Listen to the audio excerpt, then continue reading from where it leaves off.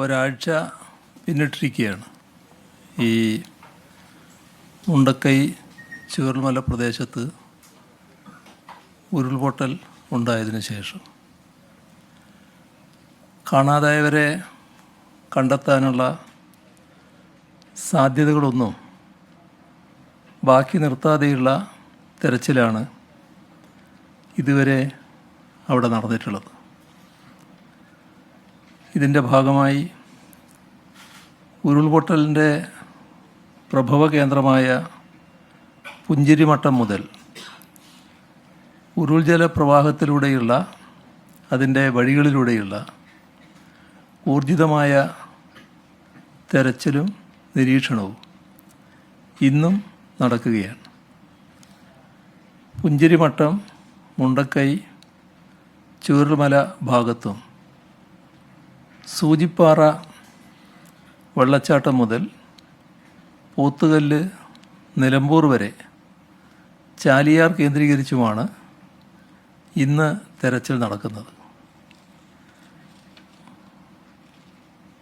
സൈന്യം, വനം വകുപ്പ്, ഫയർഫോഴ്സ് എന്നിവരടങ്ങിയ സംഘങ്ങളെയാണ് ഇന്ന് പ്രത്യേകമായി നിയോഗിച്ചിരിക്കുന്നത്. സൂചിപ്പാറ മുതൽ പോത്തുകല്ല് വരെയുള്ള ദുർഘടമായ മേഖലയിലേക്ക്, പ്രത്യേകിച്ചും ഇതുവരെ രക്ഷാപ്രവർത്തകർക്ക് കാര്യമായി എത്തിപ്പെടാൻ കഴിയാതിരുന്ന സൺറൈസ് വാലിയിലേക്ക് തെരച്ചിൽ സംഘത്തെ ഹെലികോപ്റ്ററിലാണ് എത്തിക്കുന്നത്. പരിശോധിക്കാത്ത ഒരു പ്രദേശവും ഈ മേഖലയിൽ ഉണ്ടാകരുത് എന്ന ലക്ഷ്യത്തോടെയാണ് മുന്നോട്ട് പോകുന്നത്. തെരച്ചിലിനായി നാട്ടുകാരുടെയും സന്നദ്ധ പ്രവർത്തകരുടെയും ഭാഗത്തു നിന്ന് വലിയ സഹായമാണ് ലഭിച്ചുകൊണ്ടിരിക്കുന്നത്.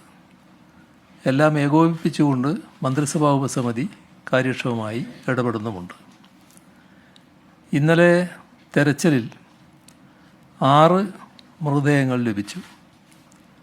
ഇതോടെ ദുരന്തത്തിൽ മരിച്ചവരുടെ സ്ഥിരീകരിച്ച സംഖ്യ 224-ലെത്തി. വയനാട്ടിൽ നിന്ന് 5, നിലമ്പൂരിൽ നിന്ന് 1, ഇങ്ങനെയാണ് മൃതദേഹങ്ങൾ ലഭിച്ചത്. തിരിച്ചറിയാത്ത 30 മൃതദേഹങ്ങളും 154 ശരീരഭാഗങ്ങളും പുത്തുമലയിൽ ഹാരിസൺ മലയാളം പ്ലാന്റേഷൻ ലിമിറ്റഡിലെ ശ്മശാനത്തിൽ സർവമത പ്രാർത്ഥനയോടെ സംസ്കരിച്ചു. വയനാട്ടിൽ നിന്നും 150-ഉം നിലമ്പൂരിൽ നിന്നും 76 മൃതദേഹങ്ങളാണ് ഇതേവരെ രക്ഷാപ്രവർത്തകർ കണ്ടെടുത്തത്. വയനാട്ടിൽ നിന്നും 24, നിലമ്പൂരിൽ നിന്നും 157, അങ്ങനെ 181 ശരീരഭാഗങ്ങളും ഇതുവരെ കണ്ടെടുത്തിട്ടുണ്ട്. മൃതദേഹങ്ങളും ശരീരഭാഗങ്ങളും മറവ് ചെയ്യുന്നതിന് കൂടുതൽ സ്ഥലം ദുരന്ത നിവാരണ നിയമപ്രകാരം ഏറ്റെടുക്കാൻ വയനാട് ജില്ലാ കലക്ടർക്ക് നിർദ്ദേശം നൽകിയിട്ടുണ്ട്. 154 പേരെ കാണാതായി എന്നാണ് കണക്ക്. 88 പേർ ഇപ്പോഴും ആശുപത്രികളിലാണ്. ചൂരൽമല ഭാഗത്ത് 9 ക്യാമ്പുകളിലായി 1381 പേർ കഴിയുന്നു. ചാലിയാർ നദിയുടെ ഇരു കരകളിലും വനമേഖലയിലും തെരച്ചിലും രക്ഷാപ്രവർത്തനങ്ങളും ശക്തമാക്കാൻ Indian navy, Indian coast guard എന്നിവരുമായി എത്രയും പെട്ടെന്ന് ചർച്ച ചെയ്ത് മൃതദേഹങ്ങൾ കടലിൽ എത്തിയിട്ടുണ്ടോ അത് നിരീക്ഷിക്കാനും ഇന്നലെ ചേർന്ന മന്ത്രിസഭാ ഉപസമിതിയുടെ യോഗം നിർദ്ദേശം നൽകിയിട്ടുണ്ട്.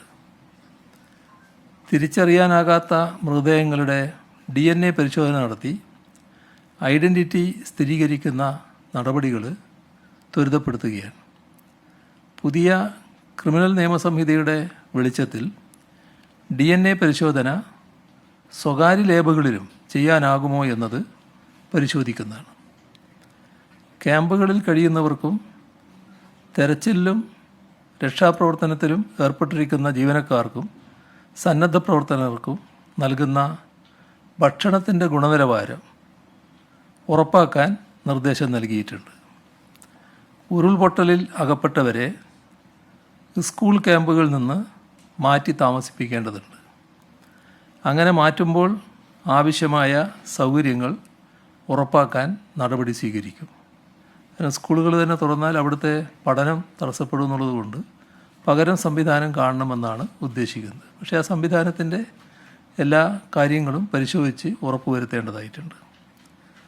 വെള്ളപ്പൊക്കത്തിൻ്റെ ഭാഗമായി ദുരിതാശ്വാസ ക്യാമ്പുകളിൽ കഴിയുന്നവരുണ്ട്. വെള്ളവും ചെളിയും ഇറങ്ങിയാൽ താമസയോഗ്യമാക്കാവുന്ന വീടുകളുണ്ട്. അങ്ങനെ സുരക്ഷിതമായ വീടുകളിലെ ആളുകളെ വെള്ളമിറങ്ങിയാൽ ശുചീകരണത്തിന് ശേഷം സ്വന്തം വീടുകളിലേക്ക് മടങ്ങാൻ സൗകര്യമൊരുക്കും. അത് ജില്ലയിലുള്ള മറ്റ് ക്യാമ്പുകളെക്കുറിച്ചാണ് ഈ പറയുന്നത്. ഈ ചൂരൽമലയിലെ ക്യാമ്പിനെ കുറിച്ചല്ല. അത് വെള്ളം കയറിയതിൻ്റെ ഭാഗമായി ക്യാമ്പുകൾ ആക്കിയതാണ്. അതിൻ്റെ അപകടസ്ഥിതി ഒഴിവായാൽ അവർക്ക് തിരിച്ചു പോകാൻ കഴിയും. ദുരന്തബാധിത മേഖലകളിലെ വീടുകളിൽ നിന്ന് വിലപിടിപ്പുള്ള വസ്തുക്കൾ സുരക്ഷിതമായി വീണ്ടെടുക്കാൻ സാധിക്കുമെങ്കിൽ പോലീസിൻ്റെ സാന്നിധ്യത്തിൽ ഇതിന് അവസരമൊരുക്കും. ഗുരുതരമായ കേടുപാടുകൾ സംഭവിച്ച തകർന്നു വീഴാൻ സാധ്യതയുള്ള കെട്ടിടങ്ങൾ അവിടെ കണ്ടെത്തിയിട്ടുണ്ട്. തകർന്നിട്ടില്ല, പക്ഷേ വീഴാനിടയുണ്ട്. ദുരന്ത നിവാരണ നിയമം 2005 പ്രകാരം ഉടമകളുടെ സമ്മതമില്ലാതെ തന്നെ ഇത്തരം കെട്ടിടങ്ങൾ പൊളിച്ചു മാറ്റാൻ സാധ്യമാണോ എന്നത് പരിശോധിക്കും. വളരെ അപകടകരമായിട്ടുള്ള അത്തരം കെട്ടിടങ്ങൾ പൊളിച്ചു മാറ്റുന്നതിന് ഈ നിയമവശം കൂടി പരിശോധിക്കുന്നതായിരിക്കും. തെരച്ചിലിലും രക്ഷാപ്രവർത്തനത്തിലും മികച്ച പ്രവർത്തനം നടത്തുന്ന ഇന്ത്യൻ സായുധ സേനകളുടെ ആർമി, നേവി, എയർഫോഴ്സ് തുടർ പ്രവർത്തനങ്ങൾ സംബന്ധിച്ച് ഉന്നത ഉദ്യോഗസ്ഥരുമായി ചർച്ച ചെയ്ത് തീരുമാനിക്കാൻ ചീഫ് സെക്രട്ടറിയെ ചുമതലപ്പെടുത്തിയിട്ടുണ്ട്. കേന്ദ്ര ആഭ്യന്തര മന്ത്രാലയം ജോയിൻറ്റ് സെക്രട്ടറിയുടെ നേതൃത്വത്തിലുള്ള 4-അംഗ ഇൻ്റർ മിനിസ്റ്റീരിയൽ സെൻട്രൽ ടീമിൻ്റെ IMCT എന്നാണ് അവർ ചുരുക്കത്തിൽ അറിയപ്പെടുന്നത്. അവരുടെ സന്ദർശനത്തിന് ആവശ്യമായ നടപടികൾ സ്വീകരിക്കാൻ റിലീഫ് കമ്മീഷണറെ ചുമതലപ്പെടുത്തിയിട്ടുണ്ട്. ഉരുൾപൊട്ടൽ ബാധിത മേഖലകളിലെ ക്രമസമാധാന പരിപാലനം ശക്തിപ്പെടുത്തേണ്ടതാണ്. ഉരുൾപൊട്ടൽ ബാധിത പ്രദേശങ്ങളിലേക്ക് ആവശ്യമായ സന്നദ്ധ പ്രവർത്തകരും ബന്ധപ്പെട്ട ഉദ്യോഗസ്ഥരും മാത്രമേ പോകുന്നുള്ളൂ എന്ന് പോലീസ് ഉറപ്പാക്കും. പൊതുകെട്ടിടങ്ങൾ ഉൾപ്പെടെയുള്ള സ്ഥാവര ജംഗമ വസ്തുക്കളുടെ നാശനഷ്ടം വിലയിരുത്തി പൊതുമരാമത്ത് വകുപ്പ് റിപ്പോർട്ട് സമർപ്പിക്കുന്നതിനൊപ്പം ദുരന്താനന്തര ആവശ്യങ്ങളുടെ വിലയിരുത്തൽ, പോസ്റ്റ് ഡിസാസ്റ്റർ നീഡ്സ് അസസ്മെൻറ്റ് ദുരന്ത നിവാരണ അതോറിറ്റി നടത്തുകയും ചെയ്യും.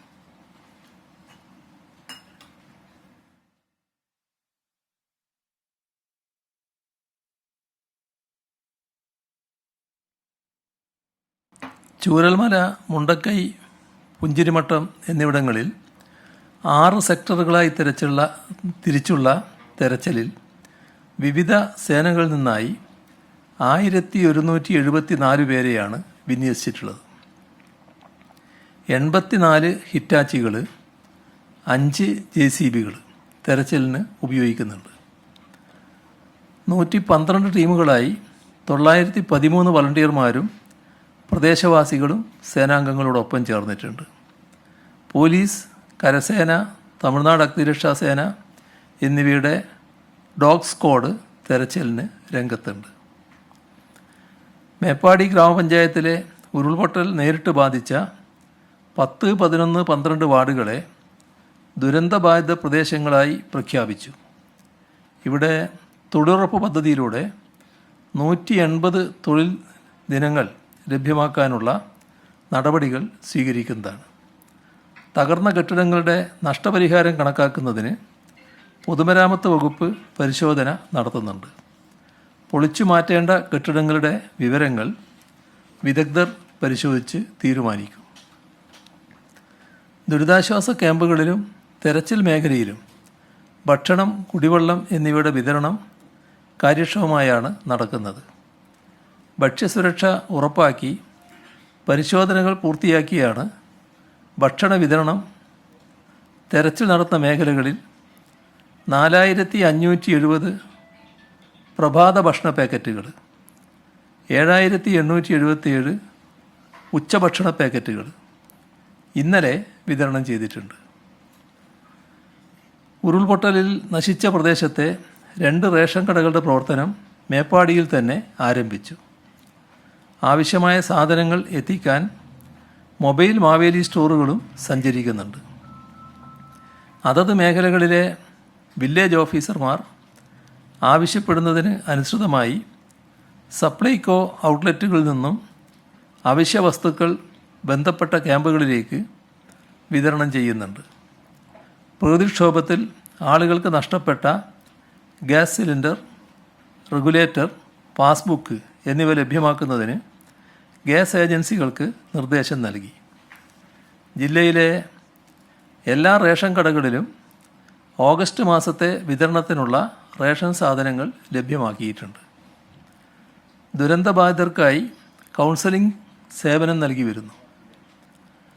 2391 പേർക്ക് ഇതുവരെ കൗൺസലിംഗ് നൽകാനായി. മൊബൈൽ ഫോൺ നഷ്ടപ്പെട്ടവർക്ക് പുതിയ ഫോണും സിം കാർഡും കണക്ടിവിറ്റിയും നൽകുന്നതാണ്. ദുരന്തബാധിത പ്രദേശങ്ങളിലെ റേഷൻ കടകൾ വഴി സൗജന്യ റേഷൻ വിതരണം ചെയ്യാനും നിർദ്ദേശം നൽകിയിട്ടുണ്ട്. മുണ്ടക്കൈ ചൂരൽമല ദുരന്തബാധിത മേഖലയിൽ 24 മണിക്കൂറും മൊബൈൽ പോലീസ് പെട്രോളിങ്ങും ശക്തിപ്പെടുത്തി. നഷ്ടമായ രേഖകളുടെ വിവരശേഖരണം നടന്നുവരുന്നു. രേഖകൾ എത്രയും വേഗം ലഭ്യമാക്കുന്നതിന് നടപടികൾ സ്വീകരിക്കും. ഇതിനായി അക്ഷയ, IT മിഷൻ, പഞ്ചായത്തുകൾ എന്നിവയെ ഏകോപിപ്പിച്ച് പ്രത്യേക സംവിധാനമൊരുക്കും. സർട്ടിഫിക്കറ്റുകളുടെ വീണ്ടെടുപ്പ് സുഗമമാക്കുന്നതിന് ക്യാമ്പുകൾ സംഘടിപ്പിക്കാനും ആലോചിക്കുന്നു. ദുരിതാശ്വാസ ക്യാമ്പുകളിൽ കഴിയുന്ന കുട്ടികളുടെ മാനസിക സംഘർഷം കുറക്കാൻ ജില്ലാ ശിശു സംരക്ഷണ യൂണിറ്റിൻ്റെ നേതൃത്വത്തിൽ കുട്ടിയിടം ഇത്തരമൊരു പദ്ധതി നടപ്പാക്കിയിട്ടുണ്ട്. കുട്ടികളുടെ ക്രിയാത്മകമായ പ്രവർത്തനങ്ങളിൽ കുട്ടികളെ വ്യാപൃതരാക്കി മാനസിക സംഘർഷം കുറക്കുക എന്നതാണ് ഈ പദ്ധതി കൊണ്ട് ലക്ഷ്യമിടുന്നത്. ക്യാമ്പുകളിൽ കുട്ടികൾ ഒറ്റപ്പെട്ടു പോകുന്നത് തടയുക, ദുരന്തത്തിൻ്റെ നടുക്കുന്ന ഓർമ്മകളിൽ നിന്നും കുട്ടികളെ മുക്തരാക്കുക, ഇവയെല്ലാം ഈ പദ്ധതിയിലൂടെ ലക്ഷ്യമിടുകയാണ്. കൗൺസിലിങ്ങിനൊപ്പം ദുരന്തത്തിന് ഇരയായവരുടെ മാനസികാഘാതം ലഘൂകരിക്കുന്നതിനുള്ള ശ്രമങ്ങളുടെ ഭാഗമായി 121 പേരടങ്ങിയ പ്രത്യേക സംഘത്തിന് രൂപം നൽകിയിട്ടുണ്ട്. ആരോഗ്യവകുപ്പിൻ്റെ നേതൃത്വത്തിലാണ് ടീം രൂപീകരിച്ചത്. ആശുപത്രികൾ, ദുരിതാശ്വാസ ക്യാമ്പുകൾ, വീടുകൾ ഇവിടങ്ങളിൽ കഴിയുന്നവർക്ക് മാനസികാരോഗ്യ ഹെൽപ്പ് ഡെസ്കുകൾ മുഖേന ടീം അംഗങ്ങൾ സേവനം ഉറപ്പാക്കും. കുട്ടികൾ, പ്രായമായവർ, ഗർഭിണികൾ എന്നിവരുടെ പ്രശ്നങ്ങൾക്ക് പ്രത്യേക പരിഗണന നൽകും. ദുരന്തബാധിതരുടെ ക്യാമ്പ് പ്രവർത്തിക്കുന്ന മേപ്പാടി ഗവൺമെൻറ് ഹയർ സെക്കൻഡറി സ്കൂളിലെ ക്യാമ്പ് മാറുന്ന മുറക്ക് ക്ലാസുകൾ ആരംഭിക്കും. ഉരുൾപൊട്ടലിൽ തകർന്ന Vellarmala government vocational higher secondary സ്കൂളിലെയും മുണ്ടക്കൈ ഗവൺമെൻറ് GLP സ്കൂളിലെയും അടിസ്ഥാന സൗകര്യങ്ങൾ പരിശോധിക്കുന്നതിന് നോഡൽ ഓഫീസറായി വിദ്യാഭ്യാസ ഉപഡയറക്ടറെ ചുമതലപ്പെടുത്തി. കുട്ടികൾക്ക് ഗതാഗത സൗകര്യം ഒരുക്കും, കമ്പ്യൂട്ടറുകൾ ലഭ്യമാക്കും. സെപ്റ്റംബർ 2 മുതൽ 12 വരെ നടക്കുന്ന 1ാം പാദ പരീക്ഷ വെള്ളാർമല, മുണ്ടക്കൈ സ്കൂളുകളിൽ മാറ്റിവെച്ചു. പിന്നീട് നടത്തും. മറ്റേതെങ്കിലും വിദ്യാലയത്തിൽ പരീക്ഷ മാറ്റിവെക്കേണ്ടതുണ്ടെങ്കിൽ പൊതുവിദ്യാഭ്യാസ ഉപഡയറക്ടറുടെ റിപ്പോർട്ടിൻ്റെ അടിസ്ഥാനത്തിൽ നടപടി സ്വീകരിക്കും. സ്കൂളുകൾക്ക് ആവശ്യമായ ഫർണിച്ചറുകൾ ലഭ്യമാക്കും. പാഠപുസ്തകങ്ങളും പഠനോപകരണങ്ങളും സ്കൂൾ ബാഗും നഷ്ടപ്പെട്ട കുട്ടികൾക്ക് എല്ലാം ഉൾപ്പെടുന്ന സ്കൂൾ കിറ്റ് നൽകും. ക്യാമ്പുകൾ പ്രവർത്തിക്കുന്ന സ്കൂളുകളിലെ വിദ്യാർത്ഥികൾക്ക് വേണ്ടി ഓൺലൈൻ ക്ലാസുകൾ ആരംഭിച്ചിട്ടുണ്ട്. സമഗ്ര പുനരധിവാസത്തിൻ്റെ ഭാഗമായി ടൗൺഷിപ്പ് രൂപപ്പെടുമ്പോൾ വെള്ളാർമല സ്കൂൾ അതേ പേരിൽ തന്നെ പുനർനിർമ്മിക്കണമെന്നാണ് ഉദ്ദേശിക്കുന്നത്. ഉരുൾപൊട്ടലിനെ തുടർന്ന് ഏറാട്ടുകുണ്ടിൽ നിന്നും അട്ടമലയിലെ ക്യാമ്പിലെത്തിച്ച ആദിവാസി കുടുംബങ്ങളുടെ നില തൃപ്തികരമാണ്. കുട്ടികളടക്കം 24 പേരാണ് ക്യാമ്പിൽ കഴിയുന്നത്. സൂചിപ്പാറ വെള്ളച്ചാട്ടത്തിന് മുകളിലെ ഭാഗത്ത് ഗുഹയിൽ അഭയം തേടിയ കുടുംബത്തെ വനം വകുപ്പും പ്രത്യേക ക്യാമ്പിൽ പരിചരിക്കുന്നുണ്ട്. മുണ്ടക്കൈ ചൂരൽമല ഉരുൾപൊട്ടൽ ദുരന്തത്തെ ആദിവാസി കുടുംബങ്ങളെല്ലാം അതിജീവിച്ചിട്ടുണ്ട്. ഉരുൾപൊട്ടൽ ദുരന്തഭൂമിയിൽ 100 കണക്കിന് ആംബുലൻസുകളാണ് തളരാതെ ഓടിയത്. മോട്ടോർ വാഹന വകുപ്പിൻ്റെ കണക്ക് പ്രകാരം 237 ആംബുലൻസുകൾ രക്ഷാപ്രവർത്തനത്തിൽ പങ്കാളികളായി. ആരോഗ്യവകുപ്പിൻ്റെ 2 അഡ്വാൻസ്ഡ് ലൈഫ് സപ്പോർട്ട് ആംബുലൻസുകളും 10 ബേസിക് ലൈഫ് സപ്പോർട്ട് ആംബുലൻസുകളും അടക്കമുള്ള 36 ആംബുലൻസുകളും ദുരന്ത മേഖലയിൽ ഉണ്ട്. ആവശ്യമനുസരിച്ച് ആംബുലൻസുകൾക്ക് പാസ് നൽകി ദുരന്ത മേഖലയിൽ പ്രവേശനം അനുവദിക്കും. ബാക്കിയുള്ളവ മേപ്പാടി പോളിടെക്നിക് കോളേജ് ഗ്രൗണ്ടിൽ പാർക്ക് ചെയ്യും. കൂടാതെ ജില്ലക്ക് പുറത്തു നിന്നും സന്നദ്ധ സംഘടനകളുടെ നേതൃത്വത്തിൽ ആംബുലൻസുകൾ എത്തിയിട്ടുണ്ട്. ദുരന്ത മേഖലകളിലേക്കും ആശുപത്രികളിലേക്കും മൃതദേഹങ്ങളുടെ സംസ്കാരം നടക്കുന്ന പ്രദേശങ്ങളിലേക്കും ആംബുലൻസുകളുടെ സേവനം ആവശ്യമാണ്. നിരവധി ആംബുലൻസുകൾ സ്വമേധയാ രക്ഷാപ്രവർത്തനത്തിന് എത്തുകയായിരുന്നു. സന്നിഗ്ധ ഘട്ടത്തിൽ കൈത്താങ്ങായ ഇവരുടെ സേവനം അഭിനന്ദനാർഹമാണ്. വയനാട് ദുരന്തത്തിൻ്റെ രക്ഷാപ്രവർത്തനത്തിൽ കൈകോർക്കാൻ നിരവധി സന്നദ്ധ പ്രവർത്തകരും സംഘടനകളുമാണ് മുന്നോട്ട് വന്നത്. ജില്ലാ ഭരണ സംവിധാനം ഒരുക്കിയ സംവിധാനത്തിലൂടെ 18,000 പേർ വളണ്ടിയർമാരായി രജിസ്റ്റർ ചെയ്തു. ഇതിൽ 5,400 പേർ വയനാട് ജില്ലയിൽ നിന്ന് മാത്രമുള്ളവരാണ്. ഓരോ ദിവസവും ആവശ്യാനുസരണം വോളണ്ടിയേഴ്സിനെ ദൗത്യസേനയുടെ നിർദ്ദേശപ്രകാരം ദുരന്ത മേഖലകളിൽ എത്തിക്കും. 6 മേഖലകളായി തിരിഞ്ഞ് നടത്തുന്ന രക്ഷാപ്രവർത്തനത്തിൽ 750 മുതൽ 1000 വരെ വളണ്ടിയർമാരാണ് ഒരു ദിവസം ഇറങ്ങുന്നത്. ഇന്ന് 1126 പേർ സന്നദ്ധ സേനക്കൊപ്പം ദുരന്ത മേഖലയിലുണ്ട്. ഇതിനു പുറമെ 140 ടീമുകളും വോളണ്ടിയർ പ്രവർത്തനത്തിന് രജിസ്റ്റർ ചെയ്തിട്ടുണ്ട്. ഇവരെയും ആവശ്യാനുസരണം പ്രയോജനപ്പെടുത്തും. ഇതിനെല്ലാം സഹായമായി സ്വയം സമർപ്പിച്ച് മുന്നിൽ നിൽക്കുന്ന യുവജന സംഘടനകൾ പ്രത്യേക പരാമർശം അർഹിക്കുന്നു. പോസ്റ്റ്മോർട്ടത്തിന് മാത്രമായി 150-ലധികം ജീവനക്കാരെയാണ് നിയോഗിച്ചത്. കോട്ടയം, ആലപ്പുഴ, കോഴിക്കോട്, കണ്ണൂർ ഉൾപ്പെടെ വിവിധ മെഡിക്കൽ കോളേജുകളിൽ നിന്നും വയനാട്ടിലെ വിവിധ ആശുപത്രികളിൽ നിന്നും ജീവനക്കാരുണ്ട്. ഡോക്ടർമാർ, നഴ്സുമാർ, നഴ്സിംഗ് അസിസ്റ്റൻറ്റുമാർ, ഹെഡ് നേഴ്സ്, ക്ലീനിംഗ് സ്റ്റാഫ് ഉൾപ്പെടെ ആദ്യ ദിവസങ്ങളിൽ 3, ഇപ്പോൾ 2 ഷിഫ്റ്റുകളിലായി പ്രവർത്തിക്കുന്നു. ഇന്ന് 60 ജീവനക്കാരാണ് പോസ്റ്റ്മോർട്ടം നടപടികളിൽ ഉള്ളത്. രക്ഷാപ്രവർത്തനത്തോടൊപ്പം ഇവരുടെ സേവനവും വിലമതിക്കാനാവാത്തതാണ്. ക്രമസമാധാന ചുമതലയുള്ള ADGP ദുരന്തം നടന്ന അന്നു മുതൽ വയനാട്ടിലുണ്ട്. രക്ഷാപ്രവർത്തനങ്ങൾ ഏകോപിപ്പിക്കാൻ അദ്ദേഹം അവിടെ ക്യാമ്പ് ചെയ്ത് നേരിട്ട് ഇടപെടുകയാണ്. മുണ്ടക്കൈ ചൂരൽമല പ്രദേശങ്ങളിൽ താമസിക്കുന്ന അതിഥി തൊഴിലാളികൾ സുരക്ഷിതരാണ്. ഉരുൾപൊട്ടലിൽ 3 അതിഥി തൊഴിലാളികളെ കാണാതാവുകയും ഒരാൾ മരണപ്പെടുകയും ചെയ്തു. ഒരാൾ മേപ്പാടിയിലെ സ്വകാര്യ ആശുപത്രിയിൽ ചികിത്സയിലുണ്ട്.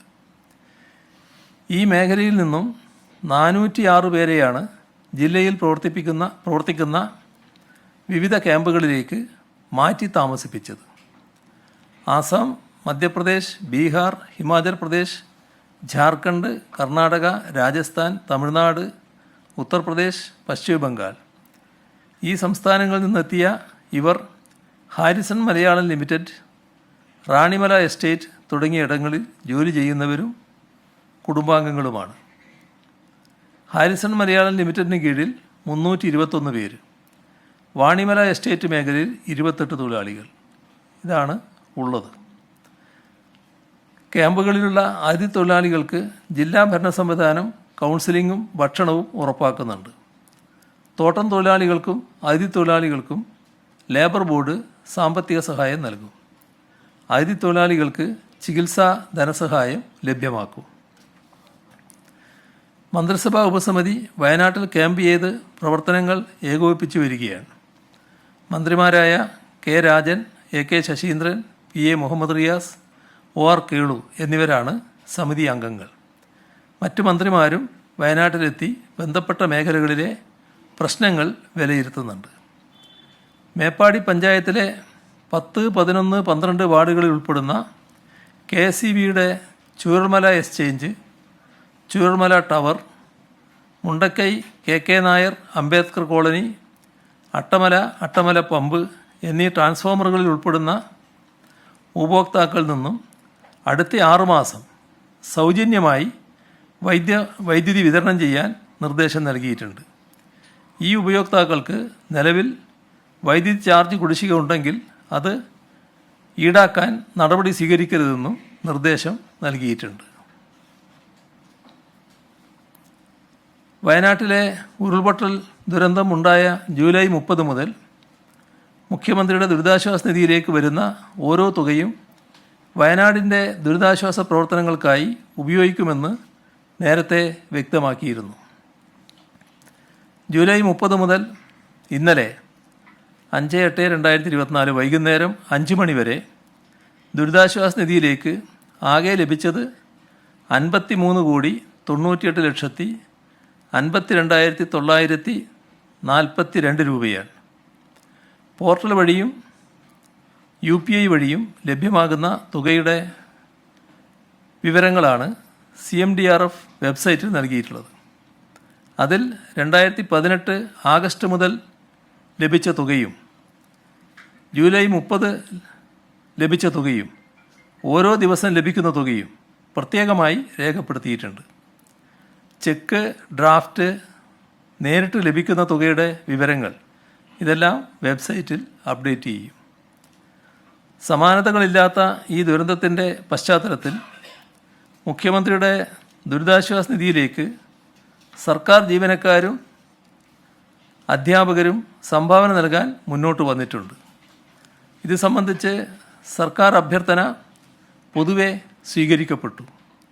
സർക്കാർ ജീവനക്കാരും പൊതുമേഖലാ സ്ഥാപനങ്ങളിലും എയ്ഡഡ് കോളേജുകൾ ഇവിടങ്ങളിൽ ജോലി ചെയ്യുന്നവരും ഇതിൽ പങ്കാളികളാവുകയാണ്. സംഘടനാ നേതൃത്വങ്ങളുമായി നേരിട്ട് ആശയവിനിമയം നടത്തിയിരുന്നു. അതനുസരിച്ച് കുറഞ്ഞത് 5 ദിവസത്തെ വേതനമെങ്കിലും സംഭാവനയായി നൽകുമെന്നാണ് പൊതുവെ ഉണ്ടായ ധാരണ. അതിൽ കൂടുതൽ നൽകാൻ ആഗ്രഹിക്കുന്നവർക്ക് അങ്ങനെ നൽകാവുന്നതുമാണ്. 5 ദിവസത്തെ ശമ്പളം ഒറ്റത്തവണയായി അടുത്ത മാസത്തെ ശമ്പളത്തിൽ നൽകാൻ കഴിയുന്നവർക്ക് അങ്ങനെയാകാം. തവണകളായി സംഭാവന നൽകാൻ ആഗ്രഹിക്കുന്നവർക്ക് അടുത്ത മാസം 1 ദിവസത്തെയും തുറന്നുള്ള 2 മാസങ്ങളിൽ 2 ദിവസത്തെ വീതവും ശമ്പളം നൽകി പങ്കാളികളാകാം. സന്നദ്ധത കാണിച്ച സ്ഥാപന മേധാവികൾക്കാണ് സമ്മതപത്രം നൽകേണ്ടത്. സ്പാർക്ക് മുഖേന തുടർ നടപടികൾ സ്വീകരിക്കുകയും ചെയ്യും. സർക്കാരിൻ്റെ നിർബന്ധമല്ല, ജീവകാരുണ്യവും മനുഷ്യത്വം സ്ഫുരിക്കുന്ന നല്ല മനസ്സാണ് ഇത്തരമൊരു തീരുമാനത്തിലേക്ക് നയിച്ചത്. അങ്ങനെ തങ്ങളാൽ കഴിയുന്ന സഹായം നൽകാൻ മുന്നോട്ട് വരുന്ന എല്ലാവരെയും ഈ ഘട്ടത്തിൽ ഹാർദമായി അഭിവാദ്യം ചെയ്യട്ടെ. ഇന്ന് ലഭിച്ച സഹായങ്ങൾ പറഞ്ഞാൽ KSFE മാനേജ്മെൻറ്റും ജീവനക്കാരും ചേർന്ന് 5 കോടി രൂപ, CPI സംസ്ഥാന കൗൺസിലിൻ്റെ സംഭാവന 1 കോടി രൂപ സംസ്ഥാന സെക്രട്ടറി ബിനോയ് വിശ്വം ഏൽപ്പിക്കുകയുണ്ടായി. ഇത് ആദ്യ ഗഡുവാണ് എന്ന് അദ്ദേഹം പ്രത്യേകം പറയുകയും ചെയ്തു. കനറ ബാങ്ക് 1 കോടി രൂപ, കേരള കോപ്പറേറ്റീവ് എംപ്ലോയീസ് യൂണിയൻ 2 കോടി രൂപ, KFC മാനേജ്മെൻറ്റും ജീവനക്കാരും ചേർന്ന് 1,4 കോടി രൂപ. AIADMK 1 കോടി രൂപ തമിഴ്നാട്ടിൽ നിന്ന് വന്ന് നൽകിയതായിരുന്നു. തൃപ്പൂണിത്തുറ മുനിസിപ്പാലിറ്റി 25 ലക്ഷം രൂപ. കേരള ഹൈഡൽ ടൂറിസം സെൻറ്റർ 25 ലക്ഷം. KGOA സംസ്ഥാന കമ്മിറ്റി 10 വീടുകൾ നിർമ്മിച്ച് നൽകും. ചലച്ചിത്ര താരം സൗബിൻ ഷാഹിർ 20 ലക്ഷം രൂപ. Kerala ex servicemen development and rehabilitation corporation 15 lakh. Cherthala Antony's academy 10 lakh. Flour mills India private limited 10 lakh. Sreedaksha property developers limited 10 lakh. Kerala Samskarika Vedi Saudi Arabia 10 ലക്ഷം. നവോദയ സാംസ്കാരിക വേദി സൗദി അറേബ്യ 10 ലക്ഷം. കേരള സംസ്ഥാന power and infrastructure finance corporation limited 15 lakh. Kadungallur service സഹകരണ bank 10 lakh. Muvattupuzha urban cooperative bank 10 lakh. ANERT 10 lakh. PMS dental college 11 lakh. Nedumangad municipality 10 lakh. ലക്ഷദ്വീപിലെ അധ്യാപകർ 8 ലക്ഷം. Lawyers union സംസ്ഥാന committee ആദ്യ ഗഡു 14.5 ലക്ഷം. മുൻ മന്ത്രി TK ഹംസ 2 ലക്ഷം. അന്തരിച്ച നടൻ ഇന്നസെൻറ്റിൻ്റെ ഭാര്യ ആലീസ് 1 ലക്ഷം. മുൻ MLA പ്രകാശ് ബാബു 1 മാസത്തെ പെൻഷൻ 25,000 രൂപ. മുൻ KPCC പ്രസിഡന്റ് തെന്നല ബാലകൃഷ്ണപിള്ള 36,500 രൂപ. മുൻ MP NN കൃഷ്ണദാസ് 1 മാസത്തെ പെൻഷൻ 40,000 രൂപ. രഞ്ജി ക്രിക്കറ്റ് താരം ഷോൺ റോജർ 62,000 രൂപ. Kerala real estate regulatory authority RERA 1 കോടി. KSRTA CATU 25 ലക്ഷം. കണ്ണൂർ ജില്ലയിലെ നാറാത്ത്, അഴീക്കോട്, ചിറക്കൽ ഗ്രാമപഞ്ചായത്തുകൾ 10 ലക്ഷം രൂപ വീതം. മാർത്തോമ ചർച്ച് എഡ്യൂക്കേഷൻ സൊസൈറ്റി 10 ലക്ഷം രൂപ. ഇത്രയും വിവരങ്ങളാണ് ഇപ്പോൾ പങ്കുവെക്കാനുള്ളത്.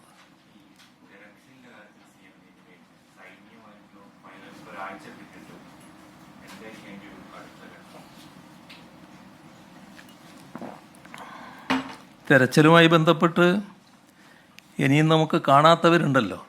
ഈ കാണാത്തവരെ കണ്ടെത്താനുള്ള എല്ലാ ശ്രമങ്ങളും നടത്തുക എന്നതാണ് നമുക്ക് ചെയ്യാനുള്ളത്. ഈ കാര്യത്തിൽ സൈന്യത്തിനു പ്രത്യേകമായി എന്തെങ്കിലും ചെയ്യാനുണ്ടോ എന്ന് ചോദിച്ചാൽ അത് ആദ്യഘട്ടത്തിലുള്ളതുപോലെ അത്രത്തോളം കാണില്ല. എന്നാൽ അവർ ഏത് സാഹസികമായ കാര്യവും ചെയ്യാൻ തയ്യാറാവുകയാണ്. ഇപ്പോൾ ഞാനൊരു പ്രദേശം പറഞ്ഞില്ലേ, എത്തിപ്പെടാൻ പറ്റാത്ത സ്ഥലത്ത് അവരടക്കമുള്ള ദൗത്യസേനയാണ് പോകുന്നത്. അപ്പോൾ അങ്ങനെയുള്ള കാര്യങ്ങളിൽ അവരും തൽപരരാണ്. അപ്പോൾ അത്തരം കാര്യങ്ങൾ തുറന്നുള്ള പ്രവർത്തനങ്ങൾ അവരുമായിട്ടെല്ലാം കൂടി ചർച്ച ചെയ്ത് തീരുമാനിക്കാമെന്നാണ് വെച്ചത്. അതുകൊണ്ടാണ് മന്ത്രിസഭാ ഉപസമിതിയുടെ തീരുമാനത്തിൽ അവരുമായിട്ട് ചർച്ച ചെയ്യാൻ ചീഫ് സെക്രട്ടറി ചുമതലപ്പെടുത്തിയെന്ന് പറയുന്നത്. ഏതായാലും ഇപ്പോഴത്തെ ഘട്ടത്തിൽ ഈ കാണാനില്ലാത്തവരെ കണ്ടെത്താനുള്ള നമ്മുടെ ശ്രമം തുടരുക എന്നത് തന്നെയാണ് കാണുന്നത്.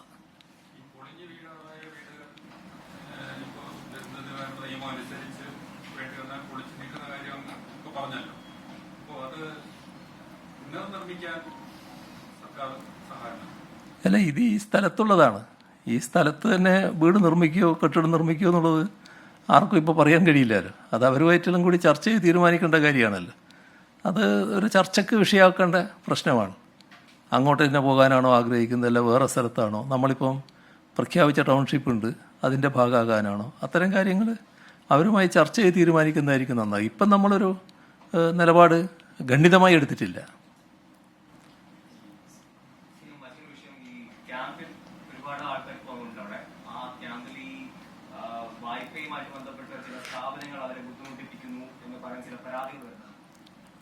ആ ക്യാമ്പിനകത്തേക്ക് ആർക്കും പോകാൻ കഴിയില്ല. ക്യാമ്പിനകത്തേക്ക് ആർക്കും പോകാൻ കഴിയില്ല. ഫോണ് പലരുടെയും കയ്യിലില്ല. ഇങ്ങനത്തെ എന്തെങ്കിലും പ്രശ്നങ്ങളുണ്ടെങ്കിൽ അത് പ്രത്യേകമായിട്ട് അവിടെ പരിശോധിക്കാനുള്ള സംവിധാനങ്ങളുണ്ട്. അവർക്ക് അവരുമായിട്ട് ബന്ധപ്പെട്ട് കാര്യങ്ങൾ ചർച്ച ചെയ്യാൻ പറ്റും, ഇടപെടാനും പറ്റും.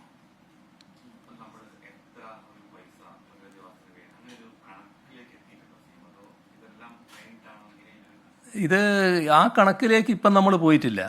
പക്ഷേ എത്രയായാലും നമുക്കത് സാധിക്കുന്നതേ ഉള്ളൂ. കാരണം നമ്മുടെ നാടിൻ്റെ ഒരുമ അതാണ് കാണിക്കുന്നത്. എല്ലാവരും ഇതിൻ്റെ ഭാഗമാകാൻ അങ്ങേയറ്റത്തെ താല്പര്യമാണ് പ്രകടിപ്പിക്കുന്നത്. വിവിധ വിഭാഗങ്ങൾ ഇതിൻ്റെ ഭാഗമായി കാര്യങ്ങൾ ചെയ്യാൻ വേണ്ടി സന്നദ്ധ ഇപ്പം തന്നെ അറിയിച്ചിട്ടുണ്ട്.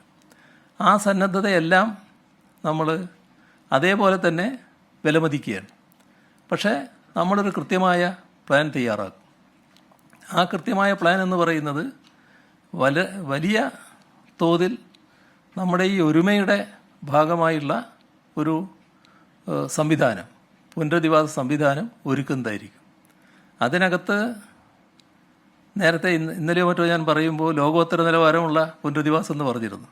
യഥാർത്ഥത്തിൽ അത് അക്ഷരാർത്ഥത്തിൽ തന്നെ ഉദ്ദേശിക്കുകയാണ്. അതിനു പറ്റിയ ആർക്കിടെക്റ്റുകളുമായി അടക്കം ബന്ധപ്പെട്ടുകൊണ്ടുള്ള ഒരു സംവിധാനം ഒരുക്കും. അതേസമയം എൻവിറോൺമെൻ്റൽ കാര്യങ്ങളിൽ, പരിസ്ഥിതി മേഖലകളിൽ വലിയ തോതിൽ പ്രാവീണ്യം പ്രകടിപ്പിച്ചിട്ടുള്ള ആർക്കിടെക്റ്റുകളുമുണ്ട്. അത്തരം ആളുകളുടെ കൂടി സഹായം നമ്മൾ ഈ കാര്യത്തിൽ സ്വീകരിക്കും. നമ്മുടെ രാജ്യത്തുമുണ്ട്, രാജ്യത്തിന് പുറത്തും കാണും. അങ്ങനെയുള്ളവരുടെ എല്ലാം സഹായം എടുത്തുകൊണ്ട് നമുക്ക് നമ്മുടെ രാജ്യത്തിന് മുന്നിലും ലോകത്തിന് മുന്നിലും ഒരു മാതൃകയാക്കാവുന്ന ഒരു പുനരധിവാസ കേന്ദ്രം അത് സൃഷ്ടിക്കുക എന്നുള്ളതാണ് സംസ്ഥാന സർക്കാർ കാണുന്നത്. അക്കാര്യത്തിൽ ഒരു സംശയവുമില്ല, എല്ലാവരും സഹകരിക്കുന്നുണ്ട്. അതുകൊണ്ട് തന്നെ അത് യാഥാർത്ഥ്യമാക്കാൻ നമുക്ക് കഴിയും. എത്ര പണമായാലും അതിന് നമുക്ക് വിഷമം വരില്ല എന്നുള്ളത് തന്നെയാണ് എൻ്റെ ചിന്ത.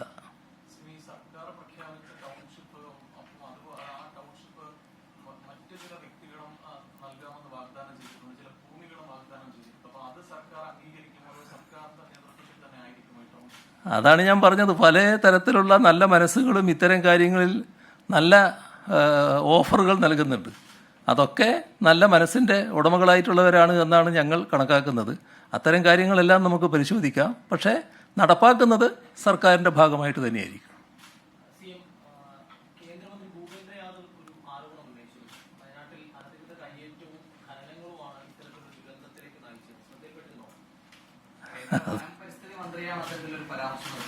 അതെ അതെ, ശ്രദ്ധയിൽപ്പെടാതിരിക്കാൻ പറ്റില്ലല്ലോ.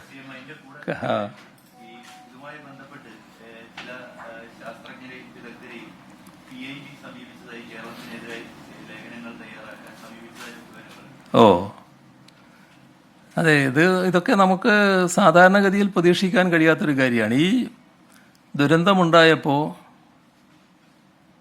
ആദ്യത്തെ വിളി രാഹുൽ ഗാന്ധിയുടേതായിരുന്നു, രണ്ടാമത്തെ വിളി പ്രധാനമന്ത്രിയുടേതായിരുന്നു, മൂന്നാമത്തെ വിളി ആഭ്യന്തരമന്ത്രി അമിത്ഷായുടേതായിരുന്നു.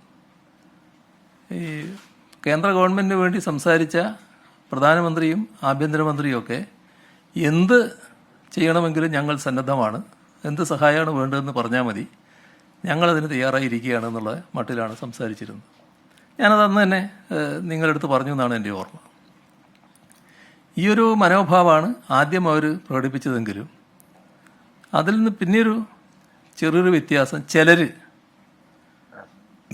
പ്രകടിപ്പിക്കുന്നതായി കാണുന്നു. ഇപ്പോൾ ഈ ദുരന്തം എന്ന് പറയുന്നത് അനേകം മനുഷ്യരുടെ ജീവനെടുത്ത ഒരു ദുരന്തമാണ്. അതിലുമേറെ പേരുടെ ജീവിതത്തെ വല്ലാത്തൊരു അസന്ദിഗ്ധതയിലേക്ക് തള്ളിവിട്ട ദുരന്തവുമാണിത്. ഒരു പ്രദേശത്തെ നാമാവശേഷമാക്കിയ ദുരന്തവുമാണിത്. അപ്പോൾ ഇതിൻ്റെ ഒരു മാനസികാഘാതത്തിൽ നിന്ന് അവിടെയുള്ളവർ മാത്രമല്ല, നമ്മുടെ നാടാകെ, കേരളമാകെ ഇപ്പോഴും മോചിതരായിട്ടില്ല എന്നതാണ് യഥാർത്ഥ വസ്തുത. അപ്പോൾ അത്തരമൊരു സാഹചര്യത്തിൽ ഇതുപോലൊരു ദുരന്തം ഇനിയും ആവർത്തിക്കാതിരിക്കാൻ കൂട്ടായ ആലോചനയിലൂടെ, ശാസ്ത്രീയമായ സമീപനത്തിലൂടെ മെച്ചപ്പെട്ട സംവിധാനങ്ങൾ ഒരുക്കാനാണ് നമുക്ക് കഴിയേണ്ടത്. നമുക്ക് എന്ന് പറയുന്നതിൽ നമ്മുടെ സംസ്ഥാന ഗവൺമെൻറ് മാത്രമല്ല, കേന്ദ്ര ഗവൺമെൻറ് അതിൽ പ്രധാന പങ്കുണ്ട്, നമ്മുടെ സമൂഹത്തിനാകെ അതിൽ പങ്കുണ്ട്. ഭൗമതാപനവും അതിൻ്റെ ഫലമായി ഉണ്ടാകുന്ന കാലാവസ്ഥാ വ്യതിയാനവും ഉൾപ്പെടെയുള്ള ആഗോള പ്രതിസന്ധി രൂക്ഷമായിരിക്കുന്ന ഒരു കാലഘട്ടമാണിത്. അപ്പോൾ ഇത്തരമൊരു കാലഘട്ടത്തിൻ്റെ ആവശ്യം കൂടിയാണിത് എന്നത് നാം തിരിച്ചറിയണം. മനുഷ്യരാശിയുടെ ഏറ്റവും പ്രധാനപ്പെട്ട അതിജീവന പ്രശ്നമായിട്ട് ഇത് മാറുകയാണ്. ഇപ്പോൾ ഈ ദുരന്തം നടന്ന സ്ഥലം ഞാൻ നേരത്തെ പറഞ്ഞല്ലോ, സാധാരണഗതിയിലൊരു സമതലമായ പ്രദേശമാണ്. അവിടെ ആരും ദുരന്തം പ്രതീക്ഷിക്കുന്നില്ല. 6 കിലോമീറ്റർ അപ്പുറത്ത് നിന്ന് ഈ ലാൻഡ് സ്ലൈഡ് ഉണ്ടായി.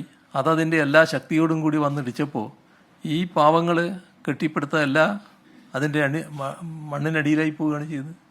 അവരും മണ്ണിലടിയിലാവുകയാണ് ചെയ്യുന്നത്. ഇതൊന്നും നമുക്ക് പ്രതീക്ഷിക്കാൻ കഴിയാത്ത കാര്യമാണല്ലോ. അപ്പം ഇത്തരമൊരു ഘട്ടത്തിൽ ആഴത്തിലുള്ള ചിന്തകൾക്കും കൂട്ടായ പരിശ്രമങ്ങൾക്കുമുള്ള ഒരു ഘട്ടമാണിത് എന്നാണ് നാം എല്ലാവരും തിരിച്ചറിയേണ്ടത്.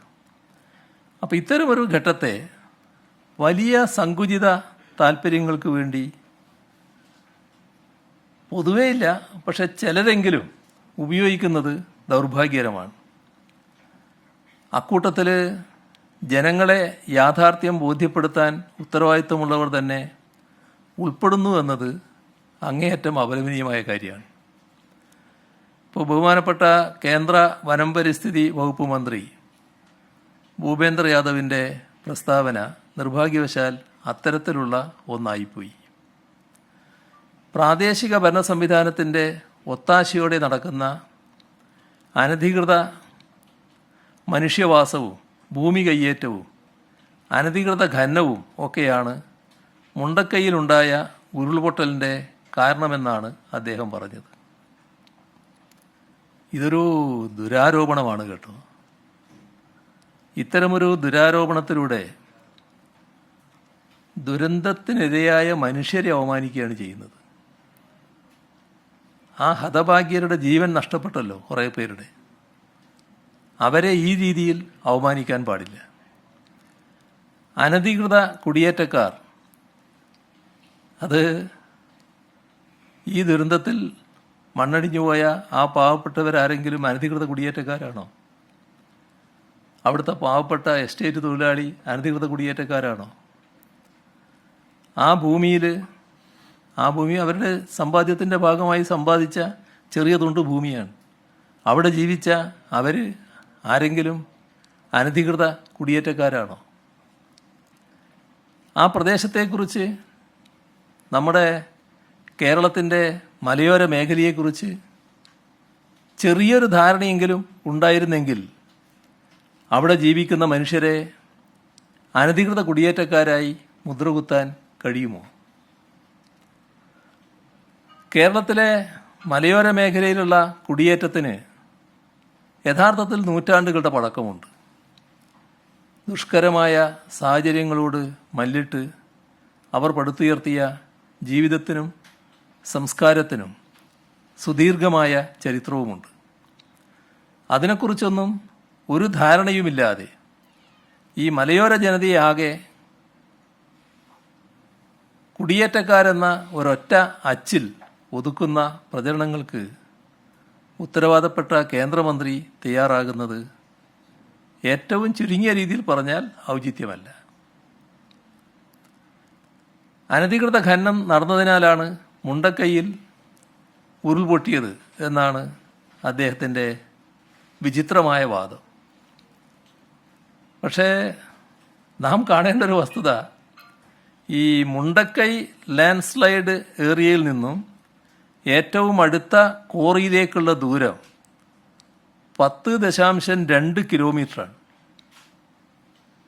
ഇതാണ് സത്യമെന്നിരിക്കെ എന്തിനാണ് കേന്ദ്രമന്ത്രി തെറ്റായ കാര്യങ്ങൾ അവതരിപ്പിക്കുന്നത്?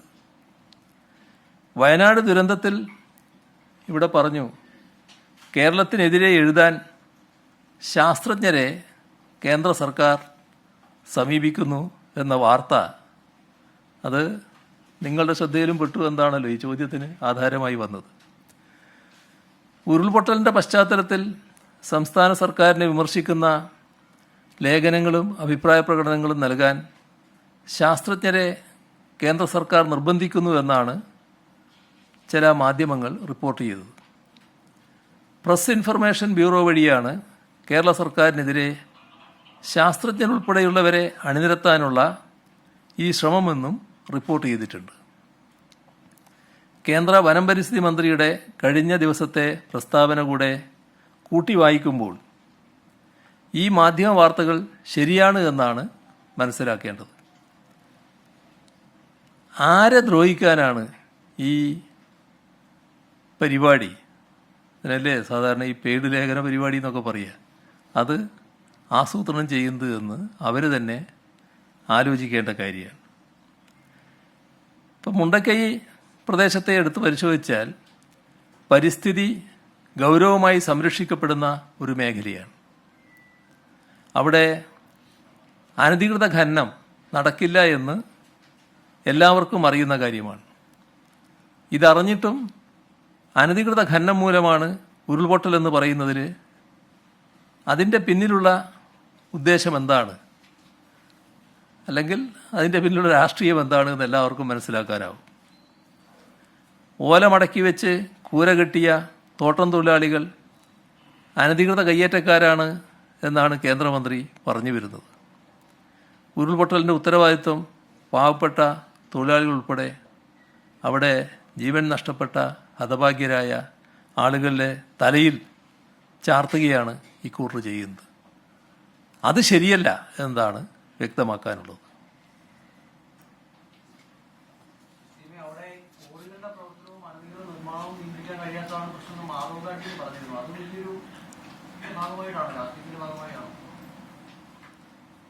ഞാൻ പറഞ്ഞല്ലോ കാര്യങ്ങൾ, അവിടുത്തെ വസ്തുത ഞാൻ പറഞ്ഞല്ലോ, മുണ്ടക്കൈയെ പറ്റി ഞാൻ പറഞ്ഞല്ലോ, മുണ്ടക്കൈ പ്രദേശത്തിൻ്റെ കോറിയുടെ കാര്യം ഞാൻ പറഞ്ഞല്ലോ, ആ മുണ്ടക്കൈയിലെ പരിസ്ഥിതി ആഘാതത്തിൻ്റെ കാര്യം ഞാൻ പറഞ്ഞല്ലോ. അതിൽ നിന്ന് വ്യത്യസ്തമായ വസ്തുത എന്തെങ്കിലും നിങ്ങളുടെ അടുത്തുണ്ടെങ്കിൽ അത് പറയാം. അതല്ലാലോ നിങ്ങൾ പറയുന്നത്.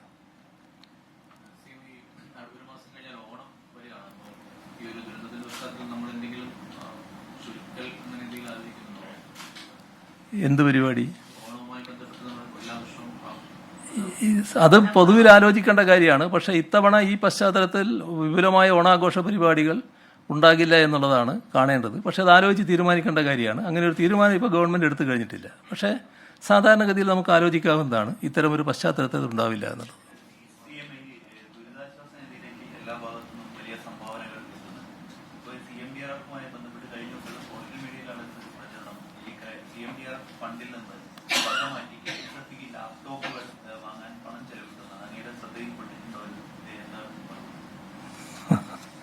CMDRFനെ പറ്റി ചില തെറ്റായ വാർത്തകൾ വരുന്നുണ്ടെന്നുള്ളത് ശരിയാണ്.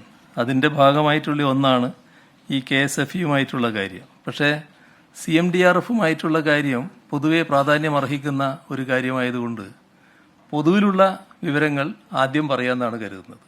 പിന്നെ KSFEയുടെ എന്താണെന്നുള്ളത് പ്രത്യേകിച്ചും പറയാവുന്നതാണ്. ഇപ്പോൾ ചിലരാണ് ഇത്തരമൊരു മുഖ്യമന്ത്രിയുടെ ദുരിതാശ്വാസ നിധി സുതാര്യമല്ല എന്ന രീതിയിലുള്ള കുപ്രചരണം നടത്തുന്നത്. നാടിതുവരെ സാക്ഷ്യം വഹിച്ചതിൽ ഏറ്റവും ദാരുണമായ ഈ ദുരന്തമുഖത്തും ഇത്തരത്തിലുള്ള വ്യാജ പ്രചരണം ചില തീർത്തും പ്രതിലോമപരമായി നടത്തപ്പെടുകയാണ്. ഇതിൻ്റെ ഒരു വശം നമ്മൾ കാണേണ്ടത്, ഈ പ്രചരണത്തിൽ മറ്റ് തരത്തിലുള്ള ഉദ്ദേശങ്ങളൊന്നും ഇല്ലാത്തവരും ചിലപ്പോൾ തെറ്റിദ്ധരിക്കപ്പെടാനിടയുണ്ട്. അവർ യാഥാർത്ഥ്യം എന്താണെന്ന് തിരിച്ചറിയണമെന്നുള്ളത് കൊണ്ടാണ് ഇതുമായി ബന്ധപ്പെട്ട ചില കാര്യങ്ങൾ കൂടി വ്യക്തമാക്കുന്നത്. മുഖ്യമന്ത്രിയുടെ ദുരിതാശ്വാസ നിധി ഒരു ഇലക്ട്രോണിക് പ്ലാറ്റ്ഫോം വഴിയാണ് നിയന്ത്രിക്കുന്നത്.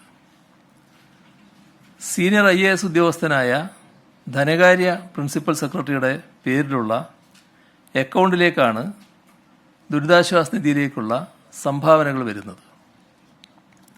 നിലവിൽ ധനകാര്യ പ്രിൻസിപ്പൽ സെക്രട്ടറിയായ ശ്രീ രവീന്ദ്രകുമാർ അഗർവാളാണ് ഈ ഫണ്ടിൻ്റെ ചുമതലക്കാരൻ. ദുരിതാശ്വാസ നിധിയിലേക്ക് കടക്കുന്ന സംഭാവനകൾ SBIയുടെ തിരുവനന്തപുരം സിറ്റി മെയിൻ ബ്രാഞ്ചിലെ അക്കൗണ്ടിലേക്കും മറ്റ് പ്രധാന ബാങ്കുകളിലുള്ള പൂൾ അക്കൗണ്ടുകളിലേക്കുമാണ് നിക്ഷേപിക്കപ്പെടുന്നത്. ഈ അക്കൗണ്ടുകൾ വഴിയുള്ള ബാങ്ക് ട്രാൻസ്ഫറിലൂടെയാണ് പണം ഗുണഭോക്താക്കളിലേക്ക് എത്തുക. ദുരിതാശ്വാസ നിധിയുടെ സുഗമമായ ഈ ഓൺലൈൻ പോർട്ടലിൻ്റെ സുഗമമായ നടത്തിപ്പിനാണ് പൂൾ അക്കൗണ്ടുകൾ സൃഷ്ടിച്ചത്. ധനകാര്യ സെക്രട്ടറിയുടെ അറിവും സീലുമില്ലാതെ ദുരിതാശ്വാസ നിധിയിൽ നിന്നും ഫണ്ട് ഉപയോഗിക്കാൻ സാധിക്കില്ല. ഇതിൻ്റെ വേറൊരു ഭാഗം, ദുരിതാശ്വാസ നിധിയുടെ അഡ്മിനിസ്ട്രേഷൻ നിർവഹിക്കുന്നത് റവന്യൂ വകുപ്പാണ്. അതായത് ധനകാര്യ സെക്രട്ടറി മാത്രമല്ല, ധനകാര്യ സെക്രട്ടറിക്ക് മാത്രമായിട്ട് ദുരിതാശ്വാസ നിധിയിൽ നിന്ന് പണം പിൻവലിക്കാനോ നിക്ഷേപിക്കാനോ സാധിക്കില്ല. ഈ അക്കൗണ്ടുകൾ വഴിയുള്ള ധനകാര്യ കൈമാറ്റം റവന്യൂ വകുപ്പ് പ്രിൻസിപ്പൽ സെക്രട്ടറിയുടെ നിർദ്ദേശപ്രകാരമേ സാധിക്കുകയുള്ളൂ. ഇതിനകത്ത് വ്യക്തമായ വ്യവസ്ഥകൾ നേരത്തെ ഏർപ്പെടുത്തിയിട്ടുണ്ട്. കലക്ടർക്ക് അനുവദിക്കാവുന്ന തുക, റവന്യൂ സെക്രട്ടറിക്ക് അനുവദിക്കാവുന്ന തുക, റവന്യൂ മന്ത്രിക്ക് അനുവദിക്കാവുന്ന തുക, മുഖ്യമന്ത്രിക്ക് അനുവദിക്കാവുന്ന തുക, ഇതൊക്കെ സർക്കാർ ഉത്തരവ് പ്രകാരം നിശ്ചിതമാണ്. അതിനും മുകളിലുള്ളത് മന്ത്രിസഭക്കാണ് അധികാരം. ദുരിതാശ്വാസ നിധി വഴി ലഭിക്കുന്ന സഹായം, വിനിയോഗിച്ച തുക, ഗുണഭോക്താക്കളുടെ വിവരങ്ങൾ തുടങ്ങിയ എല്ലാ വിവരങ്ങളും വിവരാവകാശ നിയമത്തിൻ്റെ പരിധിയിൽ വരുന്നതാണ്. കൺട്രോളർ ആൻഡ് ഓഡിറ്റർ ജനറൽ CAGയുടെ വർഷാവർഷം ഓഡിറ്റ് ചെയ്യുന്ന അക്കൗണ്ടാണിത്. അക്കൗണ്ട് ജനറൽ ഓഫീസിൻ്റെ ഓഡിറ്റ് വിഭാഗം ദുരിതാശ്വാസ നിധിയുടെ 2016 ഏപ്രിൽ 1 മുതൽ 2019 ഓഗസ്റ്റ് 31 വരെയുള്ള ഓഡിറ്റ് പൂർത്തിയാക്കിയിട്ടുണ്ട്. അതിൽ ഒരു പ്രത്യേക കാര്യം ശ്രദ്ധിക്കേണ്ടത്, ഒരു ക്രമക്കേടും ഇതിൽ കണ്ടെത്താൻ കഴിഞ്ഞിട്ടില്ല എന്നുള്ളതാണ്. അത് ആ റിപ്പോർട്ടിൽ തന്നെ വ്യക്തമാക്കിയിട്ടുണ്ട്. ദുരിതാശ്വാസ നിധിയുടെ വരവ് ചെലവ് കണക്കുകൾ പരിശോധിക്കാൻ നിയമസഭയ്ക്ക് അധികാരവുമുണ്ട്. അപ്പോൾ അങ്ങേയറ്റം സുതാര്യമായ രീതിയിൽ നടക്കുന്ന ഒരു സംവിധാനമാണിത്. ഒറ്റ അഭ്യർത്ഥനയുള്ളൂ, അതിനെ മോശമായി ചിത്രീകരിക്കാനുള്ള വ്യാജ പ്രചരണം നടത്തുന്നതിൽ നിന്ന് അത്തരം ആളുകൾ ഒഴിവാകണം. നമ്മൾ അനേകം പ്രതിസന്ധികളും വെല്ലുവിളികളും അതിജീവിച്ചവരാണ്. തീർത്തും സങ്കുചിതവും പ്രതിലോമപരവുമായ ഈ പ്രചരണത്തെയും നമ്മുടെ നാടിന് മറികടക്കാനാകും എന്ന് തന്നെയാണ് പ്രതീക്ഷ. KSFEയുടെ കാര്യം, സോഷ്യൽ മീഡിയ വഴി നടക്കുന്ന ഒരു വ്യാജ പ്രചരണമാണ്. CMDRFൽ നിന്നും KSFEക്ക് ലാപ്ടോപ്പ് വാങ്ങാൻ 81,43,00,000 രൂപ അനുവദിച്ചു എന്നത്. ഈ പ്രചരണം പല രീതിയിലാണ് സോഷ്യൽ മീഡിയയിൽ നടക്കുന്നത്. ഇത് തീർത്തും തെറ്റായതും ജനങ്ങളെ തെറ്റിദ്ധരിപ്പിക്കാൻ വേണ്ടി ബോധപൂർവം നടത്തുന്നതുമായ പ്രചരണമാണ്. ഈ തുക കോവിഡ് കാലത്ത് സാമ്പത്തികമായി പിന്നോക്കം നിൽക്കുന്ന വിദ്യാർത്ഥികൾക്ക് പഠനാവശ്യത്തിനായി ലാപ്ടോപ്പ് വാങ്ങാൻ KSFEക്ക് നൽകിയ തുകയാണ്. കുടുംബശ്രീ പ്രവർത്തകരുടെ വിദ്യാർത്ഥികളായ മക്കൾക്ക് ലാപ്ടോപ്പ് വാങ്ങാനുള്ള വിദ്യാശ്രീ പദ്ധതിയും വിദ്യാകിരണം പദ്ധതിയും സംയോജിപ്പിച്ച് സർക്കാർ 81,43,00,000 രൂപ KSFEക്ക് നൽകി. ഇതുവഴി ആകെ 47,673 വിദ്യാർത്ഥികൾക്ക് ലാപ്ടോപ്പുകൾ ആ ഘട്ടത്തിൽ നൽകാനുമായി. ഇതാണ് വസ്തുത. നമ്മളിന്ന് കുറച്ചധികം സമയമായിപ്പോയി അല്ലേ ഇന്ന്?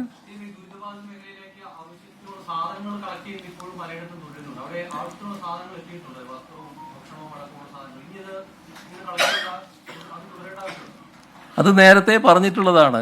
അത് അങ്ങനെ ആരും ചെയ്യേണ്ടതില്ല എന്ന് നേരത്തെ പരസ്യമായിട്ട് തന്നെ അഭ്യർത്ഥിച്ചതാണ്. നിങ്ങളുടെ മുന്നിൽ തന്നെ ഞാൻ പറഞ്ഞിട്ടുള്ളതാണ്. അതൊന്നുകൂടി പറയാണ്. അവിടെ പ്രത്യേകിച്ച് സാധനങ്ങളുടെ ആവശ്യം ഇല്ല. എന്തെങ്കിലും സാധനങ്ങൾ ആവശ്യമുണ്ടെങ്കിൽ അവിടെ ബന്ധപ്പെട്ട് അത് മനസ്സിലാക്കിയതിന് ശേഷം മാത്രം സ്വീകരിക്കേണ്ട നടപടിക്രമമാണ്. അതുകൊണ്ട് ഇത്തരം കാര്യങ്ങളിൽ നിന്ന് ആളുകൾ പിന്തിരിയുന്നതാണ് നല്ലത്.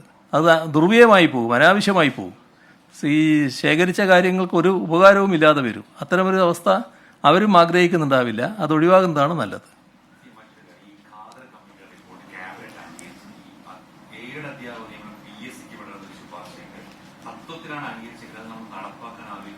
അതിൻ്റെ ഓരോ ഭാഗവും സംബന്ധിച്ച് പ്രത്യേകം വ്യക്തമായ നിലപാടെടുത്തുകൊണ്ട് പോവുകയാണ് ചെയ്യുക. ഇപ്പം തന്നെ നടപ്പാക്കുക എന്നുള്ളതല്ല, അതിൽ വിവിധ നിർദ്ദേശങ്ങളുണ്ട്. മൊത്തത്തിൽ അത് അംഗീകരിച്ചിരിക്കുന്നു. പക്ഷേ അതിൻ്റെ കൂടെ തന്നെ പറഞ്ഞു ഓരോ കാര്യവും നടപ്പാക്കുന്നത് എങ്ങനെയെന്ന് പ്രത്യേകം ചർച്ച ചെയ്ത് തീരുമാനിക്കേണ്ടതാണ്. അതിൻ്റെ ഭാഗമായിട്ട് വരാനിരിക്കുന്നതേ ഉള്ളൂ. ബാക്കി പിന്നീടാകാം. മുഖ്യമന്ത്രി മാധ്യമങ്ങളെ കാണുകയായിരുന്നു. ഒരാഴ്ച പിന്നിട്ട രക്ഷാദൗത്യം തുടരുമെന്ന് തന്നെയാണ് മുഖ്യമന്ത്രി പറഞ്ഞിരിക്കുന്നത്. കാണാതായവരെ കണ്ടെത്താനുള്ള സാധ്യതയൊന്നും ബാക്കി വയ്ക്കാതെയുള്ള തിരച്ചിൽ നടത്തുമെന്നാണ് മുഖ്യമന്ത്രി പറയുന്നത്. പരിശോധിക്കാത്ത ഒരു പ്രദേശവും ഉണ്ടാകരുത് എന്ന ലക്ഷ്യത്തോടെയാണ് ഇപ്പോഴും തിരച്ചിൽ പുരോഗമിക്കുന്നത് എന്ന് മുഖ്യമന്ത്രി വ്യക്തമാക്കി. 224 ആണ് ഔദ്യോഗിക മരണസംഖ്യ. 154 പേരെ കാണാതായിട്ടുണ്ട്. മൃതദേഹങ്ങൾ മറവ് ചെയ്യാൻ കൂടുതൽ സ്ഥലമേറ്റെടുക്കാൻ കളക്ടർക്ക് നിർദ്ദേശം നൽകി. ഒരു പ്രധാനപ്പെട്ട തീരുമാനമുള്ളത് സ്വകാര്യ ലാബിലും DNA പരിശോധന എന്ന സാധ്യത പരിശോധിക്കുമെന്ന് മുഖ്യമന്ത്രി പറഞ്ഞതാണ്. മൃതദേഹങ്ങൾ കടലിൽ ഒഴുകിയെത്തിയോ എന്ന് നിരീക്ഷിക്കാൻ നിർദ്ദേശം നൽകിയിട്ടുണ്ട്. ചാലിയാറിൽ കൂടുതൽ പരിശോധന നടത്താൻ നേവിക്കും നിർദ്ദേശം നൽകി. സ്കൂളുകളിൽ ഇപ്പോൾ ഉള്ളവരെ സ്കൂളുകളിൽ നിന്ന് അവരെ പകരം സംവിധാനത്തിലേക്ക് മാറ്റും, ആ ക്യാമ്പുകളിൽ നിന്ന് എന്ന് മുഖ്യമന്ത്രി വ്യക്തമാക്കിയിട്ടുണ്ട്. ദുരന്തബാധിത മേഖലയിൽ അപകടകരമായ നിലയിലുള്ള കെട്ടിടങ്ങൾ പൊളിച്ചുമാറ്റും. അതുപോലെ തന്നെ സർട്ടിഫിക്കറ്റുകൾ വീണ്ടെടുക്കാൻ ക്യാമ്പുകൾ സംഘടിപ്പിക്കുമെന്നും മുഖ്യമന്ത്രി വ്യക്തമാക്കിയിട്ടുണ്ട്. സൈന്യത്തിൻ്റെ തുടർ നടപടികൾ ഏത് വിധത്തിലാകണം എന്ന കാര്യത്തിൽ ചർച്ച ചെയ്ത് തീരുമാനമെടുക്കാൻ ചീഫ് സെക്രട്ടറിയെ ചുമതലപ്പെടുത്തിയിട്ടുണ്ട്. അതുപോലെ പുതിയ ടൗൺഷിപ്പ് വരുമ്പോൾ വെള്ളാർമല സ്കൂൾ അതേ പേരിൽ പുനർനിർമ്മിക്കുമെന്നും മുഖ്യമന്ത്രി പറഞ്ഞു. മുഖ്യമന്ത്രിയുടെ ദുരിതാശ്വാസ നിധിയിലേക്ക് ഈ ഉരുൾപൊട്ടൽ ഉണ്ടായ ജൂലൈ 30 മുതൽ വരുന്ന തുക വയനാടിൻ്റെ പുനർനിർമ്മാണത്തിന് വേണ്ടി മാത്രമായി മാറ്റിവെച്ചിരിക്കുകയാണെന്ന് അദ്ദേഹം വ്യക്തമാക്കി. 53,98 ലക്ഷത്തോളം രൂപയാണ് ഇതിനോടകം ഇന്നലെ വൈകിട്ട് വരെ CMDRFൽ എത്തിയിരിക്കുന്ന സംഖ്യയെന്നും മുഖ്യമന്ത്രി അറിയിച്ചു. പിന്നെ കേന്ദ്രത്തിൻ്റെ വിമർശനങ്ങൾക്ക് ശക്തമായ മറുപടിയും മുഖ്യമന്ത്രി നൽകി.